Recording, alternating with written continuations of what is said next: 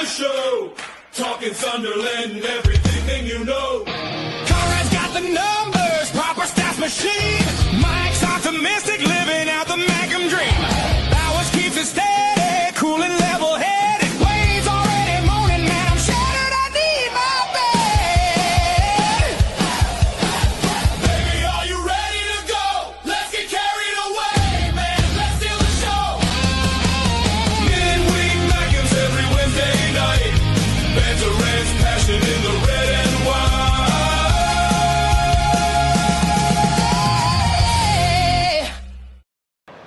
Mukiele with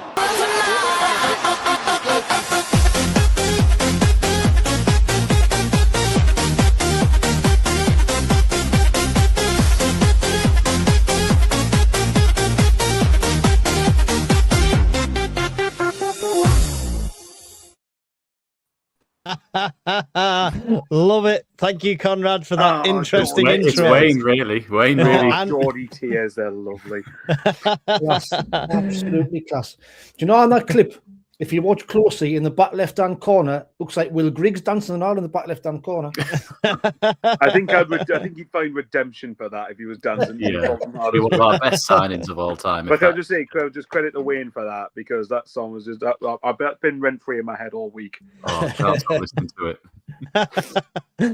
Welcome to Midweek Mackems. Not on a Wednesday, on a Thursday. Welcome from wherever you tune in from Black Cats TV, from Only Fools and SAFC, and from Michael Bowers 541. Lovely to have you all here. Don't forget to smash the like and all that wonderful stuff. Conrad, how's your week been? It started off all right on Sunday, I suppose. Like, I had a bacon sandwich in the morning, and then nothing much after that. I don't think. Nothing much happened after that. Wayne, really. Wayne, how you doing? I'm very good, mate. It's been a quiet week, hasn't it? Really, not much happening. I'm sure there's going to be a boring show and not much to talk about. So, yeah, we're really milking this one, aren't we? Michael Bowers, how have you been this week? Yeah, I've just not been enjoying the last weekend football-wise at all. It was great to see that the team that claimed we were going to get an easy 6 points against were didn't get 6 points. It can't get 6 points against us now. And it was just good to see that, they're a certain record signing for Newcastle United, as their fans like to go, our record signing was 65 million. And he's also a Derby Day winner for the Mackems. So, yeah. Yeah, of course we're not going to be milking this at all. Mike, how are you getting on? I'm doing good. Doing good. Before we start milking the derby, unfortunately, beforehand we had news of Gary Rowell, absolute legend for the club, in and around the club all his life. So yeah, he'll be sadly missed. And I'm sure he was looking down on the lads on that derby day. So thoughts go to his loved ones and friends, obviously, because they'll be closely affected. And Definitely. I think Big shout out. Added to the occasion. I think it's kind of just added an extra layer of determination for us. To be fair, so thoughts to all his friends and family. It was quite thick. We won, wasn't it? Oh yeah, absolutely. I was going to do a blind ranking of all Gary Rowells, like the song, but I just thought I can't just go through all 10 again being Gary Rowell. The other thing one thing I did love before the game was I think James Copley on Twitter put something like. Normally, we would just do our banners or headers in black and white as to sort of celebrate the life of the person who passed away. But he said in Gary Rowell's case, he didn't think he would approve of that because obviously on Derby days, it was like, yeah, I think Gary Rowell will be up there just going like, no, don't anyone dare pay respects to me in black and white. That's not allowed. Sorry, Gary. Yeah. Thanks, Gary, for inspiring a nice win against the Mags. Never going to go amiss. Right. He probably would have been laughing up there, to be fair. Oh, he must have been. I mean, let's talk about the game. Obviously, we have to. Wayne, on paper, we had, we were 1-0 up and we had no shots on target. That doesn't reflect the game at all. I thought we did really well. What was your thoughts on the actual performance and the team lineup? That doesn't mean now, does it really? Like we did say before the game, that in these derbies, form, how you're playing, team selections guns out the window. It all depends on and comes down 99% of the time of who wants it more. And to be fair, we wanted it more. They never turned up. Lineup, I thought was kind of as we expected. I always thought Trey Hume would be the one that would miss out when everybody's fit. But I did see, I thought we might miss his tenacity and his tackling. wasn't to be the case when he came on. He put a few good tackles in, but ultimately, it came down to who wanted it more on the day. And when I saw their lineup, I thought they looked quite strong, to be fair. I know tonight wasn't playing, but Manny was in there. But apart from that, it was probably their first strength team, to be fair. I think Trippier might have missed them, but other than that, it was a really strong Newcastle lineup. So even more satisfying, the fact that we got the win. But I think Regis Lebris nailed it with the lineup and the tactics, to be fair. So it was a good day all around. And you nailed it with the score prediction, Wayne. Well, I don't like to blame me on trumpet, but I did see a nervy, edgy 1-0 win, and that's exactly how it was. Did you back Nick Baltamada to be the winning goal scorer? I don't think anybody backed that. No, probably not. Wayne is joint first. Yeah, joint first. There's the other way of saying it. There you go. Joint first. 14th, but joint first. Excellent. Michael Bowers, what did you think of the lineup? Everything you expected coming out to this game? Any curveballs for you? Or no, pretty much. Actually, I think it was the lineup. I think I said that I would go with. I think it was Talby, Traore, and Broby up front. Yeah, I think it was pretty much the exact lineup. I think me and Wayne did say that it was I think he is right. I think when you look, I think Treaty will get himself back into the team now because of obviously what's happened with AFCON, Reynildo going away. But I did want to, and SJ, I agree. Yeah, I think that's the best way of summing it up. I think personally, what I was impressed with, what I was very relieved about, I should say, was the fact that Reynildo, Siddiqui, Traore, and Talby all, and I can't remember who said this. Was it Phil Smith? Someone said, I believe, or it might have been James Coppy, someone said, it might be from the Sunderland Echo or BBC Newcastle, they were saying that apparently they refused to go away before this game was played. They wanted to play the Derby game. And I don't know what you guys think, but I think I've said, it's hypotheticals, thankfully, it doesn't matter. But I felt if we hadn't had Siddiqui, Reynildo, Traore, Talby, I think our chances of winning this game would have gone downhill quite a bit just because of how good on paper their team is. But I was so happy that they were playing, and it was also highlighted as frustrated as we were after the Man City game, especially with the way Xhaka and Siddiqui played. Last week was why I said it was important for them not to get booked, even if they weren't playing it 100%. Because tell you right now, both of them had been suspended. Not a cat and house chance we win that game against the Mans. Yeah. Yes, it wasn't a good game, but Xhaka and Siddiqui controlled the middle of the park. Yeah. And I think that's what was so important. And also reverse psychology-wise, me continuing to back us to not win and us winning is happening. So I'm going to keep on doing it. So, I'll make myself like an idiot every week and I don't care. But, and I've got to hand it to Mike, though. He did say, when he was saying confidently, well, apart from getting something at Man City, he said, well, when we beat Newcastle, you'll be thanking me for it. So I knew you were going to win. My only thing was, I feel like we should have got more. Isidore had a really close shot. And part of me wonders, if we weren't 1-0 up, would we have gone for it more? Do you know what I mean? Yeah. So would we have won no matter what without that own goal? That's kind of the question I have in the back of my mind with this. Do you guys... Here's one then. Do you guys think Eddie Howe came here with the intention of playing for a point? I think he would be suicidal to the fans to do that. They certainly never came for the win, to be fair. They never... First half, definitely not. I think we were the ones in the ascendancy more than anything. To be fair, that was credit to us. I thought we pressed them really well, the first all half, to be fair. And I think they just couldn't live with it without intensity. They just didn't want... Gordon, really disappointed with him. Alanga was absolutely shocking, which I was expecting them to be out their biggest threats. But, fair play to Nordy and... into Reynildo. I thought Reynildo was absolutely brilliant. He's superb. He's got to be the bargain of the season, hasn't he? Conrad, before your thoughts on the lineup, Conrad, you got a prediction right as well, but not the score. The Tifo. Oh, yes. Sorry. Thank you. Yes. Does that count as a point? Yes. Thank you. Look at that. So that's the Tifo on the right is what Conrad said it would be, and the Tifo on the left is what it ended up being. I think it's pretty accurate. They just had to make it less bloody. But I think the designer must be watching the show. I don't need any, special thanks or anything, but it's nice to know you've made a bit of difference sometimes, Don't need any special thanks, but write your checks to Conrad at... Yeah, absolutely. It was class, Conrad Lee at Black Cats TV, fund Patreon account. Yeah. He only takes payments through his OnlyFans, Mike. That's true. Yeah, that's true. Well, you've just revealed that for him now, though. Come on. It's only $3.99. The lineup. I think we'd said about was it going to be Hume or was it going to be Talby, one of them lot that sort of miss out because we didn't want to play a 5 at home, but that was where it was like, well, you can play a 4 with Hume still in that midfield role, which we've been doing recently. So when it came out, it was just okay, good. You're not shoehorning in, a player just for the sake of a formational change, at a moment's notice. It was really interesting to read their lineup because I know a lot of them will be reading it as like the wide players of Elanga and Gordon up with the striker, but it couldn't have been further from the truth. It was a 4-5-1, a flat 4-5-1, and that means that they've got no connection to their front player. He's got no service. Like the best cross he got all day was Nordy's, and he buried it. He didn't forget which team he was on, but then as well as that, they wanted Elanga and Gordon on for the pace in behind, but yet because Xhaka and Siddiqui were controlling the midfield, Bruno, Tonali and Miley were the ones that get on the ball, spin and fire it in behind.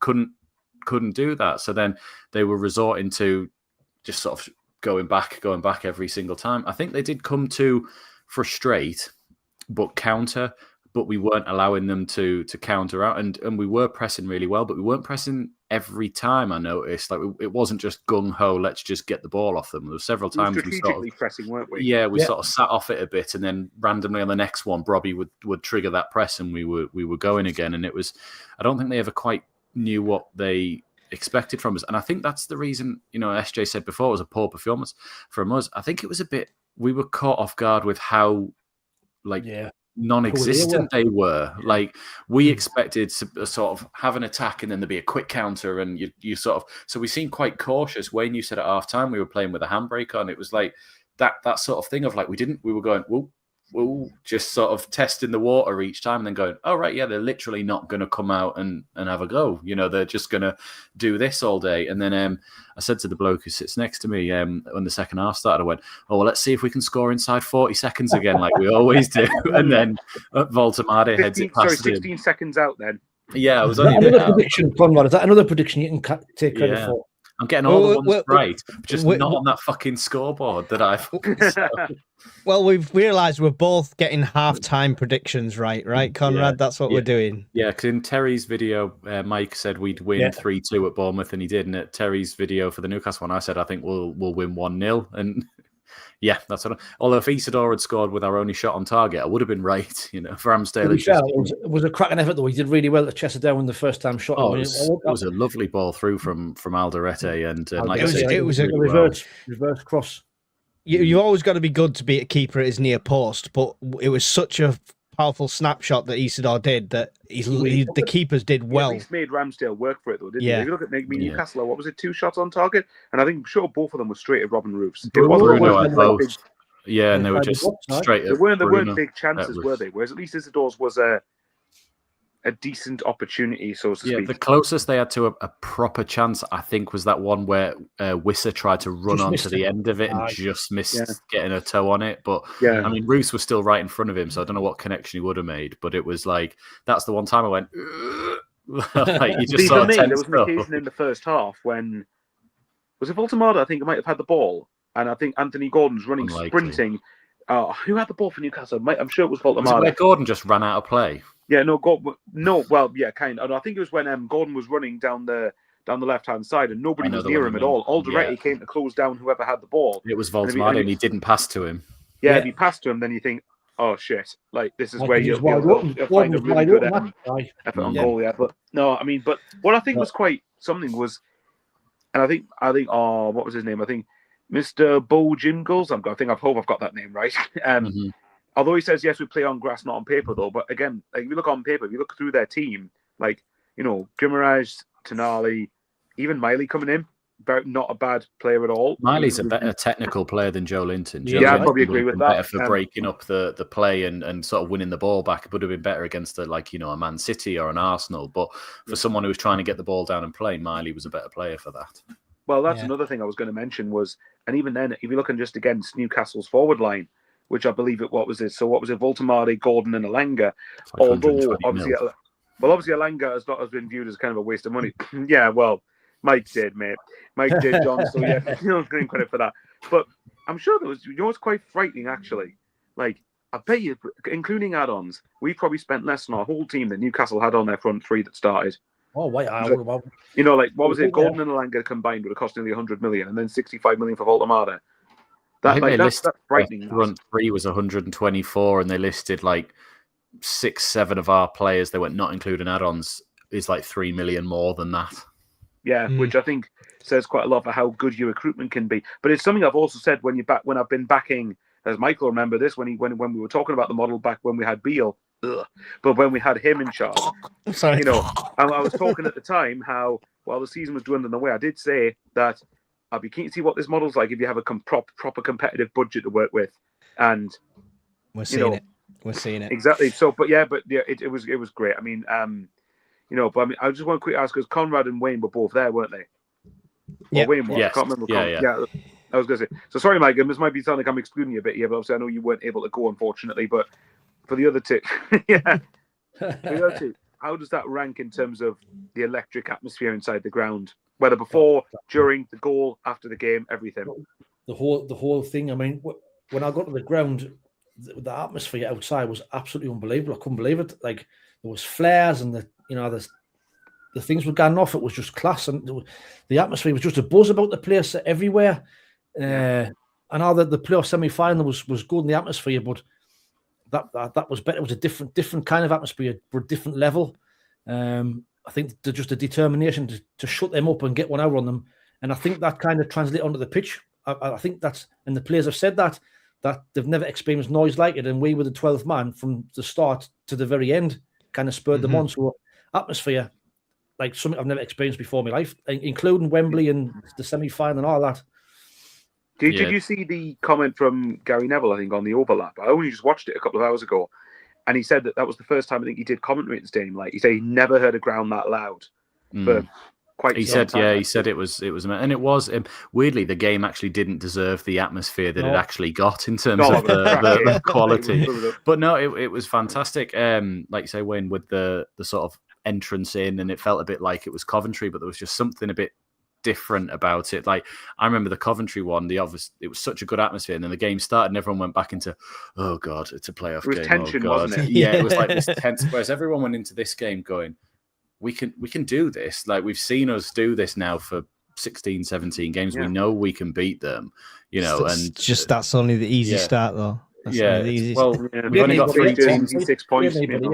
We've got 3 teams left that we haven't played, so these must be the hardest fucking 3 teams in the entire division in Brighton, Leeds, and Spurs. Let's come back to this when we play. And we got that weird thing where we've got the Man City the second time before we play Spurs the first time. Absolutely. So once we played Spurs away, then we can just go about, right, we played everyone. We've played everyone. Pictures, hey? But, no, I think it was, as far as atmospheres go, it was electric. And I think, look, I don't want to give them too much credit, the unwashed on much credit, but like the game at their place, it'll be pretty much similar. Like when we get to that game in March or whenever it's going to be played, because I think that's on Carabao Cup final weekend, isn't it? So I didn't know that. If Newcastle get to the Carabao Cup final, then that game's going to get moved. They have got Man City twice in the I'll have a look, semis. but I'm pretty sure it's on that weekend. But the point I was going to make was the City before the game, and especially afterwards, like, and all we'd really done, and it's a big thing, but all we'd really done is beat our rivals, which is like, imagine if we, and whether it happens on down the line or not, I don't know, but imagine we ever won something. And no, I don't mean the Papa John's stuffed crust pepperoni pizza thin crust pizza trophy. I mean like a proper. It's gonna be party central when we qualify for Europe this season, Michael. So we just gotta wait. Well, honestly, Mike, I was doing content with Sean. I was doing content with my own channel, whatever else after the game with Northeast Update's YouTube channel, and even just going in the city. And this was a couple of hours after full time. The place was bouncing like it was as it would have been, and and I often have to remind myself that 5 years ago, we were going to Accrington, and I know I pick on Accrington a lot, but like it just speaks volumes of the context. Well, mentioned 5 years ago, that was the. Well, then there you go. Exactly. Oh my God, that's embarrassing. Now, hang on. So we're only 2 points less than our Italian League One after only 2 more games. Oh my God, it's embarrassing. That was the lockdown season, wasn't it? Yes, it was the first one after the lockdown. Yeah. One thing I will say though is, I know for a fact when we go to their place, our fans would be a lot more noisy than what theirs was, because I thought they were really quiet. To be fair. I thought they were shocking. The most They the biggest chant was, didn't know who they were supporting because they're looking at the scoreboard going, who are these Vassiertors? No, they couldn't see a scoreboard from their end, actually, because the South Stand one still wasn't up. So I was going to say that it's a 3-syllable word, so most Newcastle fans would have struggled with the word visitors. That pettiness, I mean, I'll show it here. That pettiness is fantastic. But I will say, the fact that we started work on the scoreboard at the South Stand just so they didn't have a scoreboard to look at, the fact that the announcer didn't even read out their team, the fact that he just said "Welcome to the Sunderland fans" and didn't even, just everything was just we're not acknowledging you today. Do you think it was more fitting then that it was an own goal because then obviously Roy wouldn't have announced that even? Is this the regime at Sunderland saying, "All right, we're sorry about the black and white bar. We get it now. Here's totally the other extreme." Yeah. Funny you say that because I did want to bring this up, which is, first of all, quickly, by the way, I looked at the Carabao Cup final dates. It is the weekend of the derby away at home. They've got to get past Man City twice, though, over 2 legs. So, I don't. I'd back them to win the home game. Whether they get through the tie, I don't know. But they have to win the home leg to have a chance, I think. But I would say that if it does get moved, good luck to Northumbria Police. Because they hate the idea of it always has to be an early kickoff, doesn't it? But what I was going to mention was, but when you mentioned the Black Cats Bar thing, I think one of the reasons the game meant so much to me personally was because of the shite that had gone on with the Black Cats Bar. And you all probably remember that annoyed me more than the result did, even though the result did annoy us, obviously. But Wayne, you got shifted out your seat as well, didn't you, Wayne? Yeah, exactly. So, exactly. So I think was Conrad shifted out of his seat, or was he there? I didn't have a season ticket for that season. But then again, you say this, we've got Everton in the cup, and they've just given us an extra 7,000. They're shifting their fans out of it. So we spoke to Robin when we were at the club. She said it wasn't a club decision. They have to give them more tickets in the FA Cup, a bigger percentage of it. Yeah. And they couldn't be above us because it was a derby, and we couldn't be above them because it was a derby, so that it was it's still not an FA decision to decorate your bar in the other club. One of the best decisions of the weekend, sorry to interrupt, was this piece of shithousery. I was going to mention that as well. That's the point. This is what I mean. So because the Black Cats Bar stuff and because of the context of the team photo they put, and I know for context, to be fair to Newcastle, they do that quite regularly. It's not just a thing against us. They did it again the other night against Fulham. Well, exactly. No sense of irony at all 3 days later. Didn't respond to that too well. But what I was going to mention was that because they came up to our place, and look, I think it was Jason Tyndall, their assistant manager. Now, I'll say this: I have a lot of time for Eddie Howe. I actually don't mind Eddie Howe, but yeah, Tyndall's a wanker. I can't stand him. So the fact if it was him who organised that, it doesn't surprise us. But it's because of that. And what I loved was that Sunderland used that as motivation for this game and going like, no. And even Xhaka referred to the fact it's karma. It's like what goes around comes around. You got to make sure that you have at least have a little bit of class. And look, don't get me wrong. Newcastle in the cup had every right to milk it in. We decorated our bar in black and white for them. We basically rolled out the red carpet on and off the pitch for them really that day. So, the biggest thing for me, though, with that is, to add what you're saying, though, when the game ended and when the games have ended all this season at home, the players have always gone to the Roker end.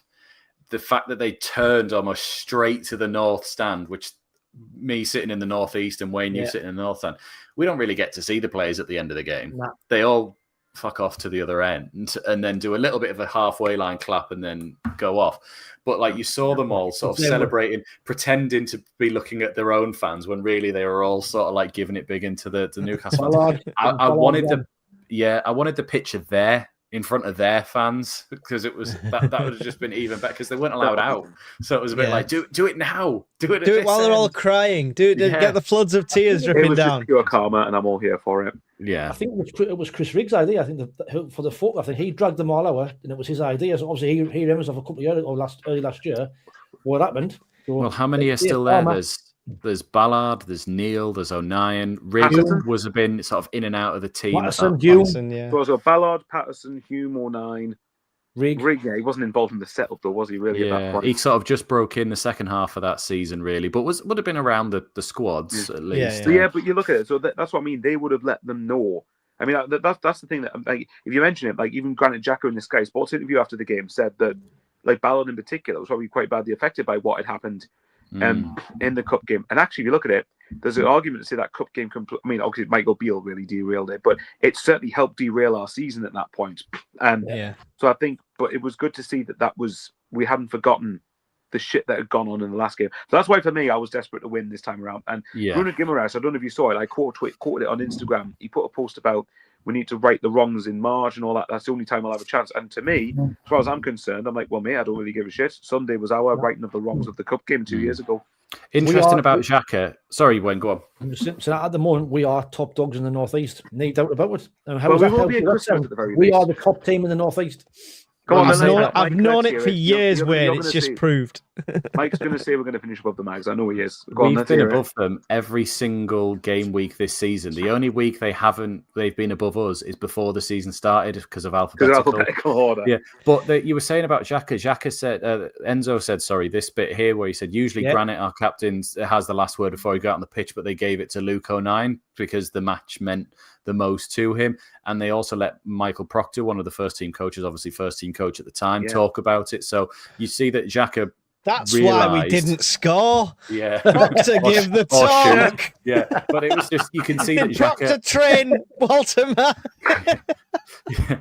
No, because he scored. In his own goal, exactly. Understood. Yeah, very good, actually. You should have done it twice. That Xhaka understood that, okay, this isn't about me so much today. This is about, everyone who was affected by that. And like Michael was saying, all of us that day, I wasn't there, but you two were, and watching it on the telly and seeing all those pictures, and you were just like, "What are we doing?" And we're already in a bad position, and now you've just made them laugh. It was just humiliating. Yeah, it was just experience was humiliating. It was, and don't get us, like I said, from Newcastle's point of view, of course, they'll have every right to take the mick out of it because it was a joke. But at the end of the day, I think this is kind of like, it's almost like I'm hoping that's closing the chapter on that, and we can. Oh, I'm sure they'll have a response at St. James's Park. I can't wait for their response and all the stuff leading up to it and all the cocky attitudes leading up to it, and then we beat them again at their place. Well, they've already started. Go to the comments. I must go to the comments. We are half an hour in. There's 138 people watching. I've ignored the comments for ages. So, why start Broby over Wilson? That was my biggest question. I think that was justified. I thought Broby was absolutely tremendous, man. The way he held the bar, his strength, I thought he was class. Lucky not to be getting a second yellow, mind. Yeah, I should. Yeah, have to admit we would get away with one there. Should have been sent off. Definitely. Thoughts on team selection for Brighton? We'll go into that after this, but thank you for putting that in there. Traore set the tone after about 90 seconds for putting one in on some mag midfielder who then went into hiding for the rest of the game. That's how it should be. Can I quickly, before you do another one, can I talk about setting the tone and setting it early? Bye. Yeah. Do you know what would have been great, right? Oh, go on. Hang on. Putting rivals aside one more, and I hope it absolutely ruins his question. And then I think Sky Sports said, was it a fractured rib and a damaged lung from it there? So soft as shite is what we say. Being tackled into each other. It's not. Hang on, sorry. He fractures his ribs, damages his lung, gets a yellow card. Luke O'Nien surface scratches somebody's leg, red card. And that's when Nordy pulling out. If he probably gone the tackle, he would have been sent off, but he pulled out of it. He bent his knee. Yeah, I think if he went in any harder, we'd been burying. Probably. To be fair, look, being a diplomatic one, I don't wish injury on many players, and I think Dan Burn, obviously, I don't like his allegiance at all, but you can tell he's definitely, at least he's of his boyhood club. You know what I mean? So I do have respect. I do have some level of respect to him from that, but it doesn't mean obviously I like him. So I obviously hope he's okay. Obviously, is obviously look after his own well-being. I just hope he's crap against us every time we play them. But I actually hope we can bring out our 12th man in Nick Voltamada. The only thing I don't like about all of those AI stuff, and they're great, is that I wish it had this season's shirt on it. Do you know what I mean? That's fair. What about this one? That's a shirt from like 12 years ago. Yeah, that's better. Even though I think that looks like Griezmann from back in the day. Like, it does. Yeah. And then there's we all play fantasy football. There was when you see a goal notification for Voltamade, but find out it was an own goal. Genuinely, right? I heard this story here that couple of me mates at work were actually working during the game. One was a couple of Sunderland, couple of Newcastle. One of them, apparently, is a Newcastle fan, looked at the scoreboard and looked at the notifications and went, "Get in! Baltimore scored!" And then he went, "Fuck, it's an own goal." That would have been they'll never let him live that down. Like if they stay in touch with him forever, that'll be like one of those. Do you remember when that happened? Just to add to what Mash Mariner's just saying there, well, apparently for them was their third biggest game of the week. So if that's the case, they can't be annoyed they lost to us then. Correct, eh? Well, they've all been in our comments going, "I can't wait to beat you back at St. James's Park," and you're just like, what gives you that confidence? Exactly. Like, you were super confident that we were going to get no points and no wins. We've stopped doing that. You were super confident that we were going to get battered off the big sides, and we haven't. You were super confident you were going to take 6 points off of us, and you haven't. So now you're just changing the narrative again, going, "Oh, March is the one." Yeah. Mike's enjoying this too much with these memes, I can tell. Do the truck. No, well, yeah, that's a good one as well. By the visitors. Oh, God. Do the truck. Suffolk 1, visitors 0. Just genuine question. And sorry, these ratings are really unfair. I mean, look, if we get that comment off the screen, Mike, Voltamade only got 7.5 for us. That's ridiculous. Just genuine question, right, though. Do you think that with everything that went on in the cup game and particularly with KLD as well, do you reckon that Saturday kind of was the redemption arc for it? Yeah. 100%. I've just said that in my video there for the game of the week. I've just said that on Sunday felt like redemption, and it was all the more sweeter the fact that we've had 8-9 years behind them, a long road where we've been, like you've mentioned already. The fact that we're back. We've come up, we've matched them, more than matched them, outfought them, outbattled them, and all the shit that we've had to put up with from them the last 2 or 3 years, it's justified now. We're now top dogs in the Northeast, so fuck them. Can I just want to ask a quick question, and I was meant to say before, when we had that image up, I think it was sent to me by Steve Hewitt, so thank you, Steve. I keep sending memes to the email address on our channel because I'll use them each week there. But we had a question during the day from Stephen Hensel, and it did refer to the derby a little bit, and he asked about, obviously, Newcastle are going quite well in the Carabao Cup, and he said, would you take them winning that again, but we always beat them when we play them? Or would you take it that they never win a trophy, but they can beat us? No, I'd rather beat them. No, we'll beat them all the time. I don't mind. I'd rather win the other trophy anyway. So yeah. Well, I was say, my response to that would come with a condition. As long as we won the other cup every season, then yeah. So say if they won the Carabao Cup all the time, but we won the FA Cup all the time, we always beat them, then like, okay, fine, I can live with it.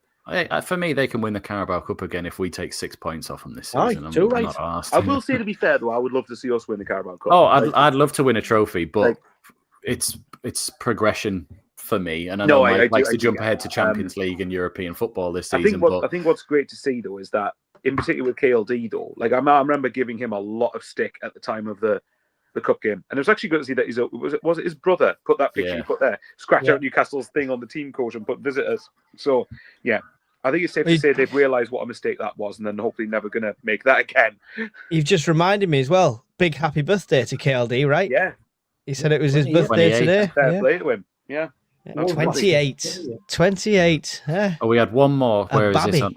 Here is that was their chairman when we got promoted. Make sure you'll need to practice before those derby fixtures. Palmer so again. Funny. It's like I think it was Jim said there. Where is it there? Nope. Oh, sorry. It's blind delusion. And that's been their downfall. But yeah, it's still kicking about. Still in the comments are always like, "Well, I'll beat you next time," and it's like, Jesus, like it's been 3 days. Like we're still enjoying this. Conrad, you missed out. Well, you only beat us because we had Champions League midweek as well. Yeah. No, well, that was. Which you know my response to that every time. Every time someone says that, all I'm going to say is, "Don't qualify for it then." Well, I was going to yeah, that as well. But what I was going, okay then. If they're going to say Champions League World Tour, well, in which case you only beat us last time for the following reasons: Michael Beale.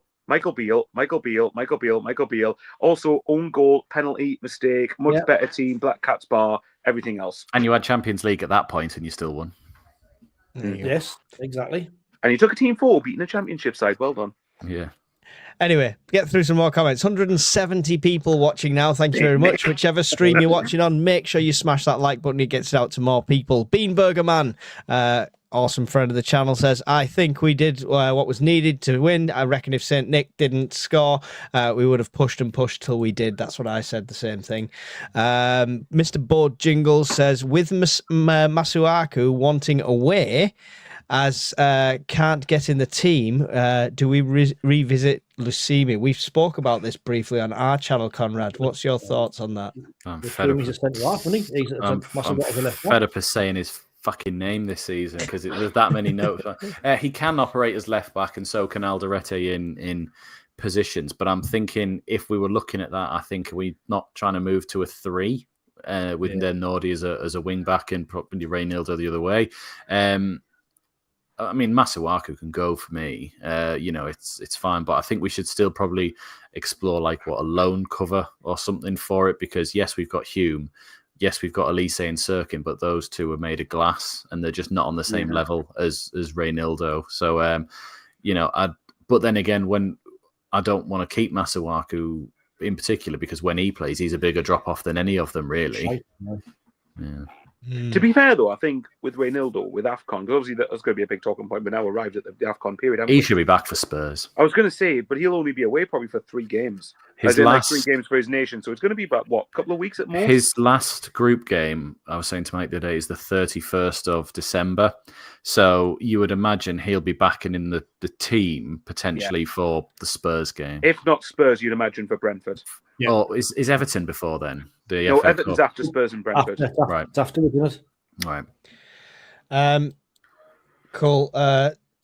Comments. How do we expect to keep Ballard for his current in his current excellent form? Well, how long do we expect to keep him? He's under contract, isn't he? So if anybody wants him, they're going to have to pay a stupid money for him. So for me, we hold all the cards on that score. So yeah, somebody wants him, come pay the money. What's he worth nowadays, you think? Well, I think he's got to be 15. Man, that 15. I'd probably say 40, 45. 1-5. Yeah. Nah. Hang on, no, to be fair to Mike. No, sorry. No. Let's revisit. No, hang on, Conrad, just listen for a second. Hold on, right. When he says 15, he means £15 million for a loan fee for 6 months. A permanent fee. For one of his feet, maybe. Like, that's ridiculous. He didn't say it was a transfer fee. Listen, I'm not saying what you would accept for him. I'm saying what they would class his market value as at the moment. That's even worse. Like, no, absolutely not. It's the same. It's the same people that rate. I can't even think. Let me check his contract. Hang on, Mike. You've upset him. You've upset him there. Have you upset Conrad more than you talk about Wilson Isidore? 15 million. Anyway, right, 15 million. Right, while Conrad's having a mag style meltdown of his own. I'm going on mute a minute. Hang on. Love it. He's got fucking 15. Can you imagine? Remember the was it the Formula 1 game, whatever it was? We go easy top 3, 16. I can imagine going, how much is Ballard worth? And Conrad's going to go easy 50 million, easy 50, at least 40. What 15? But no.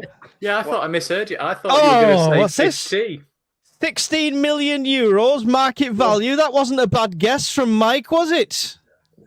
Thank you very much. Right now. Yeah, the height of a reputable source for transfer. I mean, if you want to be technical, then what's Reynildo's market value? We paid nothing for him transfer fee. You put us on the wrong frames, you dickhead. Can't see the top of our names there. For context here, he's bitter now, isn't he? Ballard is under contract, and here we go. Oh, it's fucking hell. Say, Jesus Christ, we weren't the ones. Was that fight mode? That one. Honestly, Mike's just all over it tonight. In fairness, right, Ballard is under contract till 2028. So he's got 2.5 years left on his contract. What I actually think will keep Ballard for a good few years, and the big reason is because his age. He's 26 years old. If he was 21, 22. I think obviously clubs pay for the potential, don't they? And I think if he gets to a point where he's here to like 27, 28, I think he's less likely to go, personally. Maybe that's right. He's in his prime now. We're 8th. I was 7th, 8th. Who's going to come in and buy him? The teams above us your Arsenal, your Chelseas, and all them. They're not gonna buy him. We are 7th. Could have European football next season. Why would you want to go anywhere else? It's if it's anybody, and in terms of a big six, it's Spurs. And even then, but he came through Arsenal's academy, didn't he? He did, yeah. So, but here's one: when Wayne's saying we could have Europe next season, Mike's influencing him here. Mike, you've got Wayne thinking. No, I promise you. Drinking vodka in that can. You're right now, Conrad. Right? As the season goes on, and we're not dropping away, if we can get to this AFCON period and still be up and around them top 10 places, then it's on, isn't it? It's on. Yeah, definitely. I've said it's on from the start. Tam says, any theory on why Omar clapped as the ball went over his head to Nick? Did you see that? Off-putting, isn't it? Yeah, he did this like thing. I don't know if it was just frustration because it was out of reach or if it was... Conrad will appreciate this. Maybe it's him subtly using the force. I think it's... I mean, if in a split second like that, we obviously see it in slow motion and go, what are you doing? But in a quick moment like that, if Voltemade hears the sound, he probably thinks he's got a nick on it or something. So it might got a nick on it. Hey. Yeah. Hey. Got a... yes. Let's show it again. Why not, actually? Just for the sake of it. Please do it with a Wayne's AI thing over it. That's the only one I've got. Partially clear, wide again from Xhaka. Mukiele with decent. He started against the tune. Nobody has it harder than Big Me Voltemade.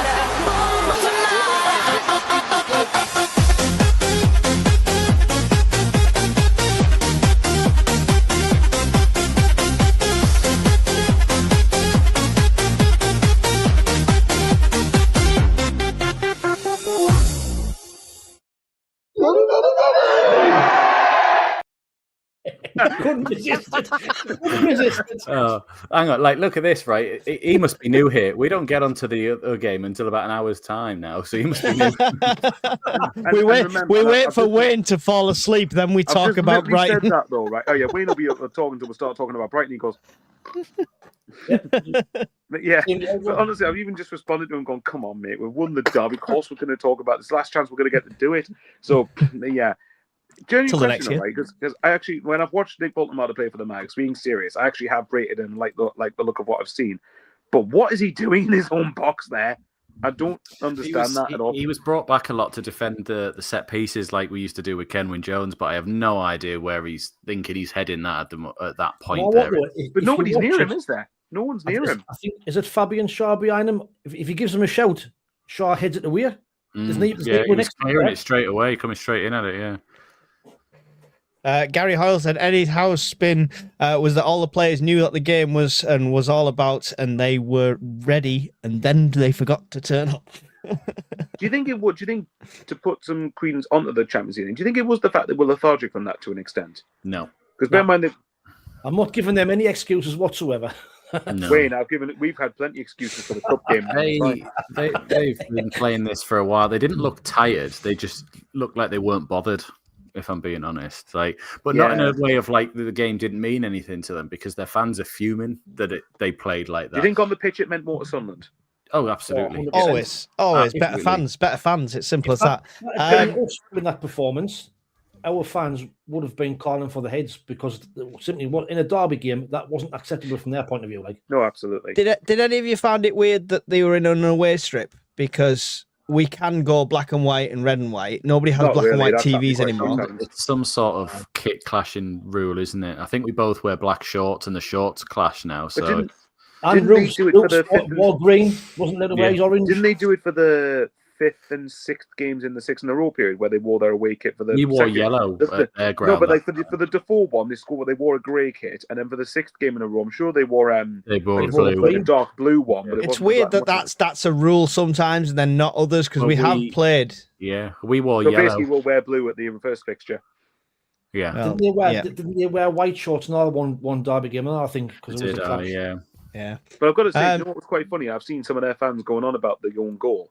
And Jim Gulls has put it in the chat there, apparently saying, like, how bad is that from their wingers that the best cross he's had to work with is from Nori Mukiele? Yeah. They'll be trying to sign him next. No. Right, let's put the derby to bed for now. I'm sure we'll talk about it for every single show going forward. But at the end of the day, we stuffed them. I knew we'd win. I thought it'd be more comfortable, but it We wasn't. stuffed But we them still won, 1-0. and we'll beat them at their place as well. I'll tell you that right now for a fact. With that said, have we got any games lined up? Anything?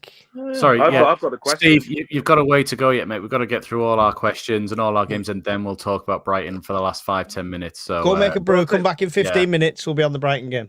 Well, I'll tell you what then. Do you want to get, because my question kind of relates to Brighton, I'll be on that, so I'll let these two go on first if they want. All right. Right. Okay. Something like Well, that, yeah. your question can take us into Brighton then. That's Michael. fine. Yeah, So- segue there. Sounds good. Right. So I've got a who am I, but I'm going to make it a little bit harder this week. I'm only going to give you the years. Is this so they Conrad played. doesn't get it in about 3 attempts? He probably still will, but I'm just going to try and make it a bit harder. I'm only going to say the years in which they played for both clubs. So the first one played for Sunderland between 2009 and 2011, and Brighton in 2014.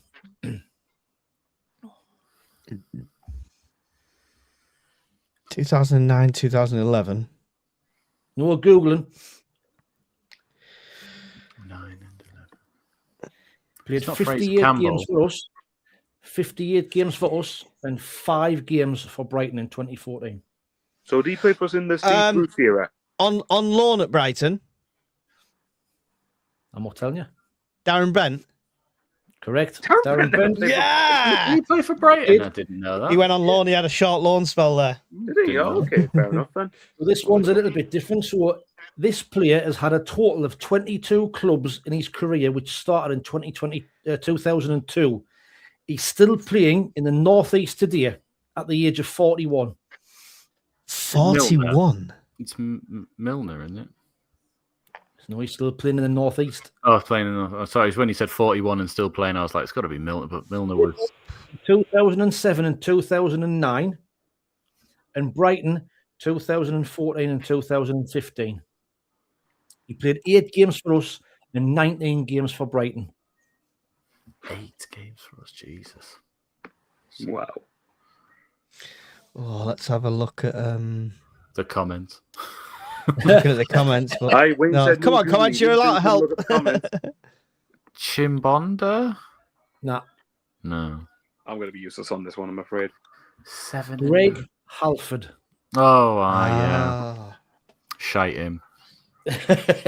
I 8 games for Sunderland in 2 years. God, that's shocking. He's currently playing for Bishop Auckland. Shite Really? him. Uh, Wow. So the next one, 132 games for Brighton between 2010 and 2014. Brid Cup. 30 Liam games- Bridcut, I was going to say. Yeah, Brid Cup, well done that one. You can tell his face, like, going, no. He's still So got this it. one, Very Brighton quick. between 2005 and 2009, and us 2019, 2020. Can you say that Played again? 70 So Brighton 2005 to Oh, what was 2009. what was his name? Joe Lynch. 79. Joe Lynch. Conrad, please go away. Yes. I was like, Yes, what was that book? That fucker. Do you know what? Conrad is literally living up to the name and the intro of the stat man. He really is. Stop, man, right? I'm a stat man. Right, I've Joe got one Lynch, more. You'll get forgot this one about him. straight away. So Will Buckley. Sunderland 2010 to 2011. Welbeck. Brighton, Where, Danny Welbeck. did you like Yeah, how he Will said he Buckley wasn't guessed? Conrad, he though? was annoyed at that. Will Buckley, yeah, it was a good one. I was going to put Jason Steele and Arbor. I thought you'd get them at 2 easy as well. So Here's I one. Here's was one a for you shit then. keeper for 2018. Here's a quick one. Actually, I'll be quite good. Jack Adingra hat trick at Watson v Adingra. Okay, here's one. Who am I? I am Newcastle United's record signing. I have more cheesy chips on my head than Didier and Dong. I also scored a fantastic winner in the Wear Time derby, but it was for the perceivably wrong Sorry, club. comment said we can't talk about the derby anymore, Michael. We're not Yeah, allowed yeah. to. Nah, it don't Not matter. allowed. It's still a game. Still within the runs of the game. Cool. Is that you done then, Wayne? that's me done, I. Awesome. Thank you. That's I got 2. I'm out. That's my record, so I'm happy. Conrad, what have you got for us? I've gone back to the traditional blind rankings for you. Oh, hang on. Let me pull up a notepad. Okay. So it's goalkeepers. I don't think I've done goalkeepers. Ooh. How many? Oh, the same number as always. 9. 15. No, 10. Right. So, number one. I can't count. Hang on. And get it said in the comments as well. Where would you put these in the 1 to 10? So, number 1 is Tommy Sorensen. What? Oh. No. Who's better that he might put in there? We don't want to do the whole middle thing. Remember, we don't commit early. This has been our problem. Right, so what are you saying? So Tommy Sorensen. I was like, you're not going to put him in number 5. Try 3 then? I don't know. But who's better than Sorensen? Well, it depends who you're saying. In your eyes, it's different, isn't it?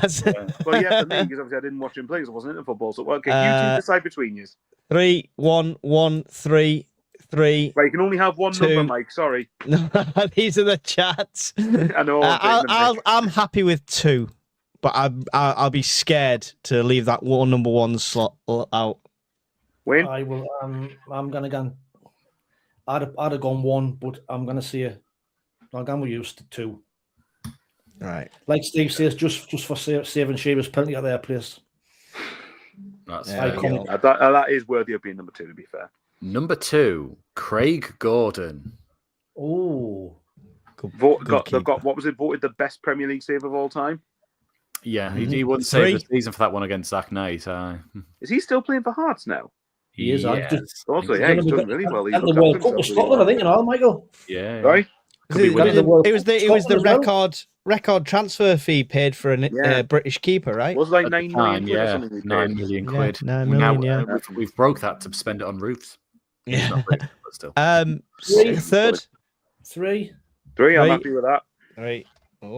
Committing at the top here. The chat went 2, 4, 5, 3, 3, 4, 3, 1, 5, whoever's 3, put him at 2. put him at 5. They must have some really good goalkeepers. He did have some shockers in him, Gordon, as well. I will say that at moments, didn't he? But number 3, Kelvin Davis. Fuck. Only played in, 2005, 2006 in our 15-point Premier League season. Got dropped halfway through the season for conceding 9 or 10 from his 9 or 10. 9. I'd say probably 9. No, we're hedging our bets. Who's worse? There's loads worse, actually. Lee Camp. I was going to say, I've got a feeling we're going to have one of Lee Camp or Jason Steele in there. Are we going 9? I'd say so, personally. Number 4, Vito Minone. Oh, I love Minone. All right. Again, he had some bad ones in him, and he didn't start very well, did he? It took a while for him to come into his own, but when he was I would say he had more good games than bad ones, but he did have some shockers in him, to be fair. Took us to Wembley for the first time at that point, 22 years. He can't go above Sorensen for number 1, so he's got to be number 4 then, right? I think 6 would probably be a fair rating. Ooh. Conrad? Sorry, Wayne? I got in the middle 5, between 4 and 6. Right, okay. I'm just worrying here there's going to be nobody better comes out, and we're going to end up with Lee Camp stuck at number 1. Number 5, Simon Mignolet. Oh, he was good and all. He was the one who saved the penalty at St James's. We just didn't win the game, annoyingly. Yeah, fourth but that was or first. Fourth or first with Mignolet. Mignolet. We've got to save first, I think, 4th. I'd be tempted to put in 1 just because I think Conrad's going to double bluff us, and that's going to be the best one. We are expecting Pickford. Look at the little smirk on his face. His hand's just hiding it there. So we're going to go 1? Are we committing? I think so, because I think we are expecting Pickford, but I don't think Pickford's going to come out. Even if you put him in number 1, someone better does come out. Mignolet's still a good keeper, isn't he, though? So I just wrote it. Yeah, go on then. So Mignolet's 1. Mignolet's number 1. So, Mike, what numbers do we have left just for We've got 4, 6, 7, 8, and 10. Just remember as well, Jordan Mignolet Pickford also played in the first of the 6 in a row games, I think. So who? Mignolet. He played. Oh yes, he did. I thought you said Pickford. I was like, Pickford didn't play in any of the 6 in a row. I don't think. No. Hang on, sorry. Oh, is this for Calvert? I must be well behind. I was going to say that's not for Mignolet. If that's right, that would have been very hard. Sorry, 4, 4, 4, 4. Nobody said 1, so we've hedged our bets against the chat there. Number 5. No, I've done number 5. Number 6, Jordan Pickford. And fucking bastard. He's not going to put. He doesn't know anything Well, past you're a gonna have to certain put- year. L12 Bong, so what it's not number going to have be we the got left? case. What numbers do we have left? Four. We've got four. 4, 6, 7, 8, 10. I mean, to be Pickford's gonna fair, be when four. Pickford left here, he wasn't the keeper he was now. So four's. No, but Four's even okay. then, no. Four's Without fair. him, we would have got relegated about 2 months. Yeah, sooner. yeah, aye. Yeah, Pickford, four, in at fair enough. 4. That's fair. Who was our number 5? Sorry, Manone. no, that was it. Yeah. So I what's think our you top said five so far? 4, Have we used up all Mike the top- said 6, and Wayne said 5 for the hedge bets. Have we used That's all our fine. top 5 slots now? Yes. Yes, you've we got are on What's 6, top five? 7, 8, and 10. What's the Yeah. top 5 we've got again? Sorry. Mignolet, Sorensen, Craig Gordon, Pickford, and Manone. Fair in that enough. order. I'm pretty content with that as a top 5. Yeah. Number 7, Costel Pantilimon. Oh, again, he had the Another one I thought most was pretty solid. most saves in the league that season, didn't he? And then we sold him. It was a weird one, that one. We had 2 number 1 keepers essentially in that season, though. Yeah, but he'd made the most saves only because he had the most shots against him. Like, but And he was the biggest keeper, taking up He the was most about space in the 6. goal. 12 and a half foot. Well, we've got 6, 7, 8, and 10. I would say 7. 7. Give me one more. I just want to see if he started the 6th game. See, he played in 3 of the 6 in a row games. We've got 7, 6, So- He was a big 7, reason we won 1-0 just 7, before Christmas. 7. He made some right saves in that game. Yeah, he did 7, actually. 7, I'd 7. say 7 6. seems to be a consensus. 6 and 7's a consensus here. I'd say 6. 6 personally. But I'm happy with 6. Oh, you're going to outvote me? Right, okay. 6 it is. That's fine. He's just working down the lead now. Right, okay. Next is Anthony Patterson. 8, what have we 9, got? What have 7, we got 8, left? 10. 7, 8, and 10. 7, 8, and 10. Took us a long way up, Patterson. Who else could come? I'm just trying to think who else could come out. It is worth pointing out that I think Patterson is from my perspective, he's a top 6 championship keeper, but I don't think he's any higher than that. 7, 7, 6, 7. But also, 6, but also 7, important to 7, point 7, out- 7, 7. I think it's also important. I can't even talk. Important to point out that I think without his saves in the playoff final, we don't go up as well. Correct. Oh, He made the that save from consensus, Moore after- that the save from consensus Kiefer in Moore the after- chat is 7. Well, I was going to say that save from Kiefer Moore after 2 minutes at Wembley was fantastic. The save from Sam Vokes in the other playoff final. Lee when we walked were up 1-0. But even remember the Andrew Brooks one when it was about Yes. 5 minutes before my ender scored at Yeah. Wembley. So yeah, We've gone 7th. I'm happy with this. No matter what he puts out, I'd rather put a good keeper last than say Lee Camp number 1. So I'm quite Yeah, happy okay, with our I mean, table. I'm Yeah, happy. we're down 7. 7. Yeah, 7. he Yeah. did have some stinkers in him sometimes, but I think again without him, we're not in the Premier League. Stephen Taylor, harsh, very harsh. Number 9, Mart Poom. Oh, boom! He's got to be Me 8. too, we'll He have to can't be discuss 10. this. Got to be 8. Aye, got to be 8. Yeah, got to be 8. Can't be 10. This is where I can tell you, I've not picked a terrible keeper. Oh, who? We I've putting in not 10? picked a solid, good goalkeeper. We've not, finished, by any means or anything like that. Jimmy Montgomery, number 10. You don't do players beyond a certain year. Exactly, How aye. dare you? That's No, shocking. that was only because of peer pressure from the comments. I didn't have Jimmy Montgomery, so I'll take that. It was John McLaughlin was number 10. No, Oh, that's all right. It's Yeah, all that's the fine. numbers in League Yeah. One. So Yeah, like, so I think we've done well that one. yeah. The only difference would have been Calvin Davis would have been 10, not 9. Yeah, I think so so. in that one, I would have said Davis was the worst keeper as well. Yeah, definitely. yeah. So apart 8, from that, you've done 8, pretty well. 8. So Mignolet, Sorensen, Gordon, Pickford, Manone, Pantilimon, Patterson, Poom, Davis, and McLaughlin. I think Poom would have been above Patterson for me, but Poom would have been above For Pantilimon his as well goal. for me. Yeah, for the goal. Yeah. I'd have probably put Poom above Manone. I like Manone, but he was 50-50 what Yeah, Manone absolutely. you were going to get. Yeah. But on the other hand, when Pickford was sold at the start of the championship season, if Manone had stayed, then Yeah, I know. I never got that why he left. I was a bit like, this is actually perfect now. But well, it's because at the point when Ellis Short was wanting to get out of the club, wasn't he? Really? that's true. It was- Yeah. You know, Very if there was any chance to get a fee, just play Jason 15 Steele and million Lee Camp for instead. Ballard, Mike. Are you joking? 16 million euros is worth on transfer market. There's only me and a lot of experts that think that. We sold them for that. We must be wrong, Conrad. All right, I'll tell you what. If Then. we sold them for that, they'd be fucking hell on. Yeah. Oh, yeah. No, yeah, I agree. Jack Clark went for the same money. Mike, just out of interest. Out of interest, who do you rate highest in the current squad now? Highest? What do you mean? A As in, value who do you or think is just the best player? Who do you think is the best player? my favourite player at the moment's got to be Reynildo, who's an absolute That's not bargain. what he said. That's not what he asked you. Who's rated the best? As in, who do you rate the best in terms of in terms of someone who's got like the upside, for example. So someone who's got years ahead of them, like Reynildo, as someone who's not in their 30s. So not Xhaka and not Reynildo. Say someone who's in basically. like their mid to say early to mid 20s. It's Siddiqui. Mundle. Oh my god. All right then. So It's what would you Siddiqui. value? So based off that, what would you value Remy Mundle at? Mundle's probably valued about 6 to 7 million at the moment. This is what baffles me, and I'm like, What's you it? were Go on. putting He's looking. He's looking. I'm What's looking. it? Well, okay, he has said €6 million on here. You were talking about how we were going to get like. good.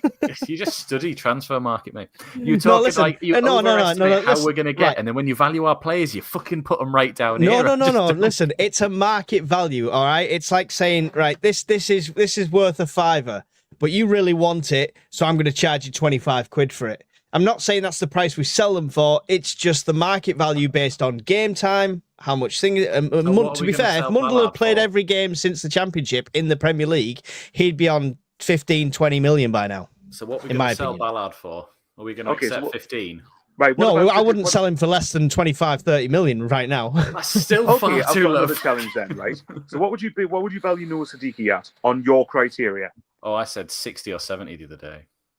That's me. Siddiqui? Yeah. Michael say a £5.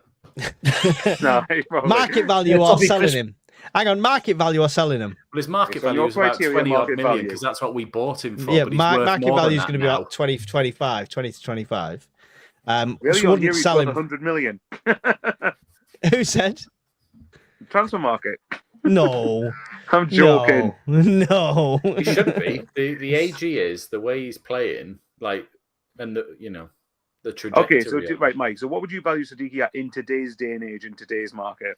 Bear in sell mind, him. To sell him, what yeah. I'm- to- What would you to- take as a minimum to what would it be a minimum to really open a conversation? minimum to open a conversation about 40 million. What are you saying, Wayne? how much did Liverpool pay for Verton? He's been fucking Oh, shite. yeah, exactly. 115 we just- million for him? So, okay, ask me the same questions next season No, I after wanna we ask you them finish in the now, and I top want you to 10. give me an answer. We'll double the value. It's an unknown quantity at the moment. Unfortunately, most of the players we've bought, we will double our money on at least. That's what I'd tell you. If they were telling you had to sell him in January, what would you sell him for? In January, 65. You can demand more in January. Yeah, that's fair. I wouldn't want to sell him in January, but yes, that's at least an accurate representation of what he's worth. Well, I was going to say, because technically we're going to go based on what we've paid then, because Reynildo is worth €5 million on transfer market, and that's wrong because we got him for free.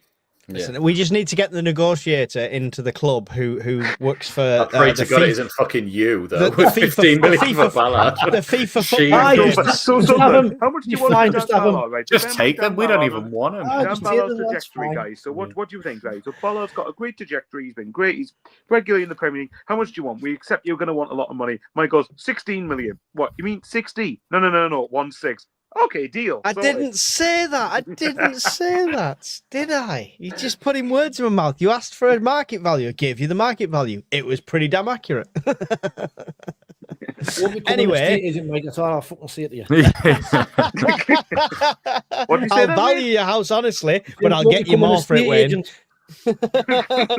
I'll value it honestly, but I'll get you more for it. That's a good estate agent. That is No, quite right. fun. Okay, so we'll move on Worth to around 50, Michael isn't Bauer's question because he's going to move us on to the Brighton game. Well, no, my And- question was how much is Dan Ballard actually worth in the transfer market? For the record, it's around 40 to 50 for me. But anyway, okay then. No, my question actually was, obviously, it moves on to the sort of Brighton game. So the comment who kept on asking us to do it, there you go, you're finally getting your wish. It's just not just Brighton game, but obviously we need to take Siddiqui to Man U 50 million. And Mainu. And Mainu. Yeah, good shout. Actually, get Mainu to replace him. He's already been in a all Sunderland right. shirt this season. So, It looks my question beautiful. was, and I think and once I've asked it, you probably realise what I have. Obviously, the AFCON period's coming up, and everyone's been saying, "Oh, we'll struggle in AFCON, do this, that, and the other." But with everyone we know now, everyone's been called up. So Diarra apparently might be in the squad for Saturday. I don't know, but Someone said he's on the bench. well, okay. So I'm not including Diarra in this, obviously. But say if you don't include Diarra, and without all the other players going to AFCON, what would be our best team for these next couple of weeks? Or starting 11, I should say, at least. I think Okay. Simon Moore. Yeah. Roofs has gone to AFCON. He's just Yeah. lost. Bruce is my playing team. right back. I'll give you my team for really Saturday good. because this kind of links into Saturday. Go on. So this is what I would have went. I'd gone Roos in goal. Yep. I'd have had Nordy, Ballard, Alderete, and Hume as a back four, with Gertrude playing just in front, with Mundell, Lafayette, Xhaka, Adingra, and Brobby up front. So what, 4-1-4-1? Yep. It's the same team for me, but it's Xhaka and Katruda in the middle. Different With, say, formation. Mundell, Adingra, Lafayette behind Brobby or Isidore. For me, I would have probably done back five just to sort of push Gertruda into the five, Hume as the left side, Enzo and Xhaka in the middle, and then probably still Adingra with Brobby up top, and then Mundell on the left and Adingra out on that right hand side. But I would give Adingra the license to almost be like, you stay up. The striker drops back in. If we know you're not good at defending and that's not your forte, you're staying up there. Like the others have to come back. And that gives us the numbers as well if we want to try this Adingra thing that we've got. Because when we changed to a 5, I know he was the one that came off at Man United, but we were infinitely better. So if we use him as the one that's like, okay, you start the press, you go from the front, the numbers behind are still there. That's all I'm thinking. That's why I've got Gertrude playing just in front of the back, because he can drop back into the back five if need be without the ball, then push transitions forward. Aye. So do you mean transition to a back five without the ball and a back Without four the ball, with then See how the game's going as well. Yeah. It could be like the force suits us, but if it doesn't, you can quickly go, just drop in. Yeah, okay, I get that. Rigg got some game time in the Premier League, and he looked quite good when he came on. And he had to be taken off because it was a forced substitution, and he teams up well with Isidore. Forest. Yeah, he teams up well with Isidore. Would you not like to see that combination played while this AFCON's on? A good opportunity to see that again. I think Lafayette's got a good combination with Isidore, personally. Yeah. But I know what you mean. That Lafayette's out of the two of them, the one that's probably more likely to sit in like actual central midfield, not like in a 10 role.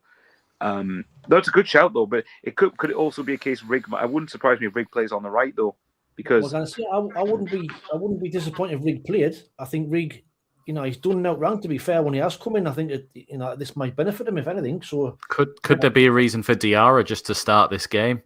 Because if he does pull something great, he doesn't have to go. And just a minor tweak. yeah. And if he does all right, great. It's no skin off our nose because you're going anyway. Like, why not just go? Go on, give it a go. there's another shout. Being Laney, what about Meander on the right? We were saying this, weren't we, Mike? That like, if you're not going to get into the team at this sort of period now of 5-6 weeks, then you're not going to get in the period, are you? Yeah. Is it Labry's chance now to experiment? And I hate to say it because he has kind of an excuse with these games. It's never going to be his 100% best 11. Is it his chance to experiment with a few players? Well, like you said, it's no time for these players that were not playing to come in and state a claim. These players who think they should have been playing, likes of your Rigg, likes of your Dan Neil might get a chance, likes of Adingra, who've got the point to prove. Now's their chance to come in and state a claim and say, right, I'm in the team. I'm not going to. It's up to you to get me out of the team. Well, another point as well is that on Saturday, Adingra goes back to his old club.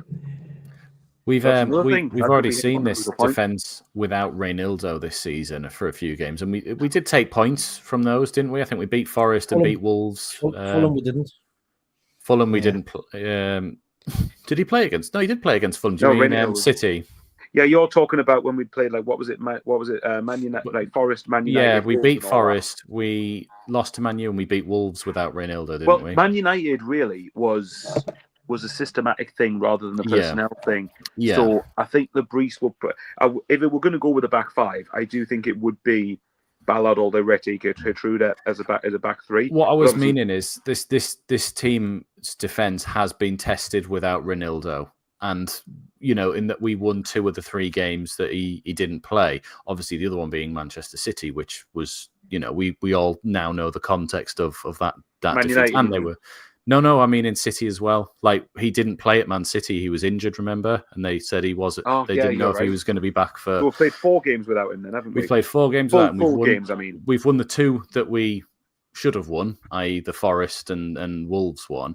Man United, like you say, was a systematic error, and then City were better than us, and we were a bit City, one of the best teams in the haven't league finished, anyway. Mike. Put your fucking hand down. No, Can I just pitch that instead of fudging somebody in over the left, like swapping sides with Hume, that Sirkin fits into that position more naturally and more like Reynildo plays with the runs? Is it his opportunity to push his way back into the team?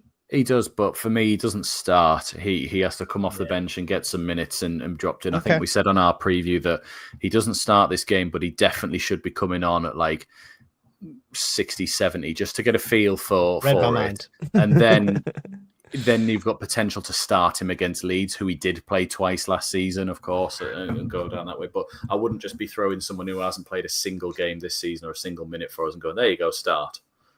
Yeah. Several people saying Neil's not good enough. No, I think Sirkin would be better if we were in the back 5, if I'm being honest. Yeah, definitely. Sirkin has been playing with the under-21s, so he has minutes. It's not the same, though, under 21s to a Premier League level. The main thing, though, is that if they're not going to feature now, then they haven't got a Premier League future here, have they? That's what we were saying, yeah. So Dan Neil, if he doesn't get a single minute before players start to come back, it's a bit like time's up sort of thing.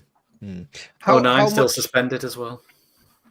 How much do you think it's going to affect us genuinely? Do you think we're good enough and we've got enough depth? Because obviously other teams, Premier League pundits, Sky Sports, all of that lot, they're showing tables of players going from AFCON, and we're at the top of them tables, the amount of players we're losing, and they're all saying a similar sort of thing. Do you think we're going to suffer, or do you think we can carry on the way we have been? We're going to be weakened. We're going to be weakened, no doubt. But the only thing that worries me is Ronaldo at left back. I just think when he's not in the team, the shape goes out the window, and I think we're struggling when he's not in the side. Obviously, it'd be interesting to say we'll play without Siddiqui, because Siddiqui and Xhaka, they've just been tremendous. So, how we play with Siddiqui not being in there, where the energy is going to come from. Yeah. But I think you'll notice Siddiqui quite a lot not being there. In these games, I think personally, I think we'll have enough. It's not so much starting 11. I think you've got a more than competent enough starting 11 to be able to get a couple of results. It's more the bench more than anything else. But the caveat to that is, I would rather have that for these next few weeks, and then have what we should have after AFCON's finished. Because a lot of people remember when they point out AFCON. For me, they're talking like the season. It's AFCON, then the end of the season. When it's not, there's still about 15 games after that. And I think if you get these guys back, and bear in mind, like say Diarra going to AFCON, for example, if he plays for Senegal, like at that stage of the tournament, that's him building his match fitness up. And then that could hopefully help us when he's back. It'll be Siddiqui being back, Reynildo as well. And bear in mind, we have January coming into the equation as well in 2 weeks' time today? Yeah. January. So, that's another thing. So I think... Well, can I just ask Mike's question, but just sort of caveat it, because he loves this type of question for Mike. How many points are we getting in our next 4 games? 12! So, Brighton away, Leeds at home, City at home, and Spurs away, I think. Do you want to add... Well, yeah, I was going to say, do you want to add Brentford into that? Because I do not. Because I'm only thinking that's the group stages of AFCON done. Okay. So some might be back by the 7. Spurs game. 7. I'm going for a win at Brighton, and win. Sorry, what was it? It was City. Brighton I think away, it'll be a draw. Leeds. It's Brighton, Leeds, City. Yeah, we're going to beat Brighton and Leeds, draw with City, and I think we'll lose to Spurs away. You think we're going to beat Brighton? 4 for me. Draw on Saturday, beat Leeds. The other 2 games really odd. But even if For what it's worth, Hope we beat Leeds for your show win. Yeah, oh God. I was watching that the other night, and he's surprisingly confident still, isn't he? I would love us to beat Leeds because of the obsession their fans had over us in the summer window. I've not forgotten that. Hey, we're actually on positive points though now in the Premier League. We've beaten the -24. Yeah. Well, I mean, to be fair, if you're looking, actually, something I've just realised is kind of funny at the minute.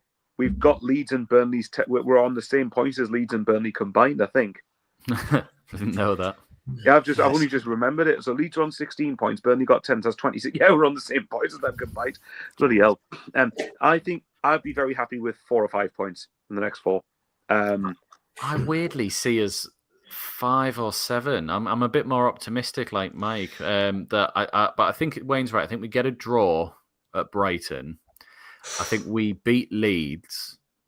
City is Man City. Hopefully we do an Arsenal and turn up and somehow get something out of it. But I'm not counting your chickens and all that. Yeah, I'm thinking park the bus for a draw for that one. Spurs are a mess, really. When you watch them, turn up though. Exactly. If they turn up, the game it's a difficult game. If they turn up, it's a difficult game.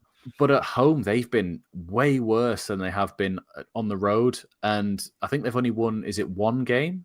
At Spurs all season? It's our away form that I worry about. They beat Burnley at the start of the season, and then they beat Brentford the other week. They beat Brentford the other day there. So Thomas Frank, though, that's probably why. Yeah, I think we can get something off of Spurs, and like you say, Reynaldo might be back by then. So the City one, I don't like we said before, Michael. We don't want to call it a write-off, but it almost feels like if you're going to lose a game, Can I just add? Just interrupt you though, Conrad. Sorry for that, but like, all right.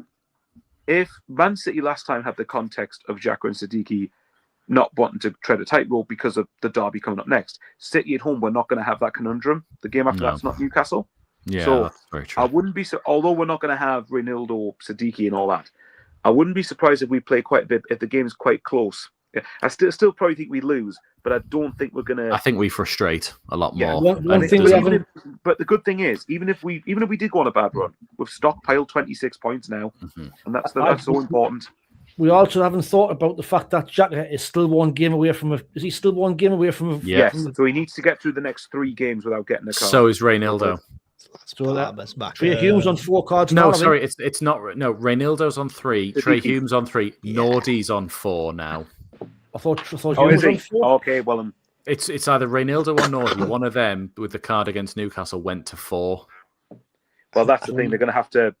For me, I think They've got 3 games to survive, though. Then I'm rubbing off on all these comments. Look at this. I'm loving it. 12 points, 12 points, 12 points. If you're asking me for a points prediction, I'll say we'll get 4. I think we'll.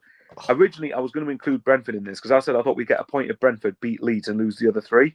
If we get to 30 by the first week of January, though, that's fantastic in the whole context. Well, this is what I was going to say. For me, the reason I asked to include Brentford in this was because Brentford's the last game before Everton in the Cup. And my personal one would be at least get to 30 points before the Cup game against Everton. And I think if you can do that, then you're 3/4 of the way to safety already. Or in Mike's case, halfway towards the hang on. My prediction at the start of the season, we would be in 6th place by January. Can you go and find that clip? Because I don't remember that. I said 6th place by January, and I said away from it. We're fucking 8th. Yeah. No. Yep. I'm telling you. It's not even divisible by 3 where we're at. To be fair, if Mike is correct though, like if we're in that position, think what an attractive prospect, even more of an attractive prospect we'd be for players coming in. Oh, I think we go early in January for signings like we did with Enzo. I don't think they wait. I think there's going to be almost a big one through the door within the first week or 2. Don't be surprised if we're already kind of sweetening the deal behind the scenes right now. I don't know about. So I think. Sorry, Mike, to answer your question, I think we beat Leeds, and I'm going to say we'll draw at either Brighton or Spurs, but I don't know which one. I think we can beat Spurs. See, Brighton at the weekend, they've got 3 big players missing. Diego Gomez is one of them, isn't he? Lewis Dunk suspended, and so is Gomez. 3 big players for them. Who's the other one? Duncan Gomez suspended. Who's the other one? Belieber, he's at AFCON. Carlos Belieber, the centre mid. By the way, even without them 3, though, you gave me a point on Saturday, I'd be happy. What? I've point away at Brighton. Well, Mike probably won't be. He'd probably say, "Nah, we'll beat them easily, man." But well, actually, he did. He say we'll beat Brighton and Leeds, didn't he? So he's just drinking in his own confidence. But no, I would be if you give me a point now on Saturday, I'd be content with that. More than content. Brighton away is a harder fixture than I think people think it is. I think it is as well. They're a good They only just lost their first game at home the other day against Villa. 4-3, wasn't it? Was it Yeah. 4-3? They were 2-0 up at half time. So we're going to get some. Are we going to get some actual predictions in? I said 5-7 Oh, points. Right? Are 4 you wanting No, specifics here? For Five the goals. Brighton score. 5 goals for the Brighton, score. 7 goals for Sunderland. That's what I meant. Exactly. Brighton 5-7. What Like I said, a I think- game that would be. I think a point will do me just fine at the weekend. So it'll be a difficult game. I think 2s each. 2s each for me. Desmond 2-2 for Desmond. Wayne and Mr. Bowers. SJ's gone in confident. Why? What's he saying? 1-0 loss. 1-0 loss. I suppose to be fair, a week ago, if you'd been offered losing at Brighton but beating the Mag, you probably would have taken it. To be fair, wouldn't you? Can Brighton go above us if they beat us? Yeah, Did you Same score point. predictions in the Same chat point. Yeah, as no, well? they will Same do because points. of goal difference. Okay. I don't think we'll win, but I think we could get a point. Well, I was going to go 2-2, but Wayne said that. So, and I'll screw it. Instead of saying 1-1 all the time, I'll go 2s each. But mind you, here's another thing: superstition. But have you seen which kit we're wearing? Black. The black one, and we have not scored in that one yet. And we've not won a game in our third shirt since we were Hull away when Isidore ran the length of the pitch at 38 well, miles that's an just hour. one. It's just, you're all just wrong. Carry on. Well, go on then. Well, what I was going to say, all right then. I think, but even if you gave us a boring 0-0 and nothing happens, I'd take it. Like if you get out of there with something, and if you got out there with a point and we beat Leeds, I'd be more than happy with that going into the new year. But go on, Mike. This is where you're going to tell me we're going to win. So go on. Are you 0-0? Is that what you're saying? No, I'm saying 2-2. I'm just going to 2-2. So 2-2. Conrad, what are Yes, you? we've not scored in that kit yet. And we're going to score twice on Saturday. There you go. Wouldn't be surprised if we lost though. I think it'll be. I'm going to go positive. I think we win 2-1. I was going to say 1-1, the Jack Ross special, but I'll go. We'll nick it 2-1. But we're not very good at post derby. If you actually look back through our wins, I'm going to be reserved. I was 5-1, going to say 8-0 Sunderland. I was going to say 3-0, but I'm going to dumb it down to 2-0. It's going to be 2-0, and Mundell's going to be scoring. He's going to break that duck in that black shirt, and I think everyone's we just fit if going to Medingra scored in this game. Yeah. I would. Definitely, I'd love love. Yeah, I'd love. You know, I don't care who scores as long as we score. Oh, Get yeah. your predictions in the chat. We'll go through them now. SJ 30,000 says 1-0 loss, straight in there with the negativity. It's Jenny Armstrong, Sunderland 1, Be Brighton more than happy 1. with that score. that. Yeah, that's that. Being Laney says 1-1. John 8989 says 2-1. John McKinney says 1-1 to the Adingra to the scoring. Adingras. Yeah, the lads Adingra. 2-1 to the lads, says Johnny Cool. L12 Bong has gone 1-0 to the lads. Shut up shop and take a 1-1, says John Swinney. 3-0, says Lack. And 2-2, says Gary Hoyle. Lots of draws in here. Miles of Sunderland, Brighton 0, Sunderland 1. Brian Greener has gone 1-1 again. Leslie Leckenby has said 7 points and 1-1 on Saturday. 1-0 to says Mr. Bojangles, not to Mr. Bojangles. Stephen McLaughlin's head says 1-1 and his heart says 2-0. You've got to pick one if you're going to go into the draw. We don't sit on the fence here. 1-0 to the lads, says Richie Waite. And Sean Tomo says 2-1 to the lads. Steve Hewitt says 2-1 to the lads. 1-1 says John W. Bailey Montblanc says 2-0. Hilson says 1-1 all over it. And SAFC Louis, a person after my own heart, says 6-0 away the lads. Definitely. Louis, love to see. what drink has Mike been giving you? If they are a plays at all, I'll go 2-1. Stephen McLaughlin's gone 2-0 and Stephen SAFC has gone 1-0 Brighton. There we go. We got through. But there's lots of draws in there. Not many losses, a couple of negatives, but I'm still thinking that's the best one. Can you imagine a 6-0 win? And can you imagine the headache Labrie will have after getting a 6-0 win, thinking, how the hell do I put other players back into this team now? Be a nice 3-1, headache to have. 6 points, says Peter. Easy 6 points. Of it. Yeah, there we go. So Have you we've all seen got our SJ's predictions comment? in. Sorry. 6-0. You are. Have you seen SJ's comment on my stream? 6-0 must be something in those vapes. Love it. Excellent. So we've got our score predictions in. I will be doing a live commentary for that one. So make sure you tune in for that. Any of you's going to the game? Any of you's travelling? Nope, sadly not. I'm trying to go to Everton for the FA Cup. Oh, that'll be good. That'll be good. Good chance of getting one. Yeah, it's a shithole, by the way, just so you're aware. Well, have you been to their new stadium, have you? Well, actually, no, it probably wasn't the new stadium I went to. Yeah, it wasn't. They've only just played it this season. This is the first season it's been there. But is it in the same place? No, it's on Bradley Docks, is it? Oh, right, okay. That might be better then, because honestly, the place they used to be, I went past a burnt out sofa. Yeah, I went past a burnt out sofa to get to Goodison Park. This is what happens on Saturday, though. Saturday. I'm not okay with this because I have great games. And then it's going to bedtime. Yes, it is. Yeah, that's weird. Cheers, Dalby. So, guys, 151 of you. Another 20 minutes. No, the show's over. God damn it. 150 of you are still in here. If you haven't done it already, whichever stream you're watching on, make sure you hit like. Make sure you take the time to go to the other channels and subscribe to them. Let's get us all up before Christmas. Black Cats TV, Only Fools and SFC, and Michael Bowers 541. Thank you very much for being here. Wayne, would you like to say goodbye to your audience? Yeah. Like always, thanks for watching. Like I said, greatly appreciated. Wouldn't be a show without you tuning in. So, the crack, the banter. I love these three guys to bits. Honestly, just love doing these shows. It's absolutely brilliant. I'm 38 subs away from 5K. So get on there. You've got to be less than that now. It says 4,970 odd. So you've got to be like 25. 28. Oh. Between the 147 of you still watching, some of you either are not subscribed and best go and do it now, or get somebody else. Get your mum's phone, your brothers, your friends, your cats. Or if you really want to, create an additional YouTube account for yourself. A brand account. But as many Gmail accounts you've got, you've also got them on YouTube. You can log in on them all. Just throwing that out there. Michael Bowers.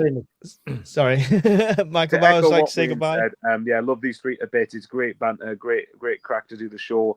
Even more hilarious when you hear Mike's mental takes every week, such as what Dan Ballard's worth and how optimistic he's going to be. We're going to get Europe, but that's what we're here. Everything I say, I prove. Fucking hope Ballard isn't getting 15 million, and that's it. Right, yeah, well, all I'll say is everything he says he proves. Apart from he said we're going to beat Man City away, and we didn't. So we'll move on. And 7 points. We didn't get 7 points that time. By the way, actually, very quickly though, 7 points from Bournemouth, Liverpool, Man City, and the Mags is still a very good tally, actually. But thanks very much for doing this. It's been great, and hopefully we'll continue to do more positive ones as we get to Christmas and New Year. Conrad. Yeah, echo the same. Please do go subscribe to these two down here. They're both, I think you're close to like 6,500, Michael, something like that. Is that 6,400. I think I'm you're nearly there. And then Wayne, like you say, is only a few away from 5K. So do go and subscribe over there. We're going to try and maybe squeeze one more show in before Christmas. I think it is Christmas Eve, of course, on Wednesday next week. So we'll have a chat amongst ourselves and we'll figure some shit out anyway. But do subscribe and we'll see you all in the next one. Excellent. I'm not going to repeat the same thing. You've all heard it already, but I am going to play you out with Wayne's tune just before the outro, so stay tuned for that. Only partially clear, wide again from Xhaka. Mukiele with...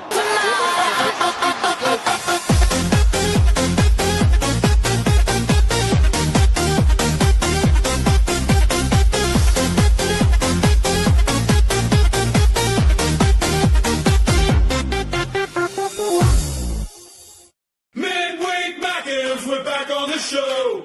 Talking Sunderland and everything you know. Conrad's got the numbers, proper stats machine.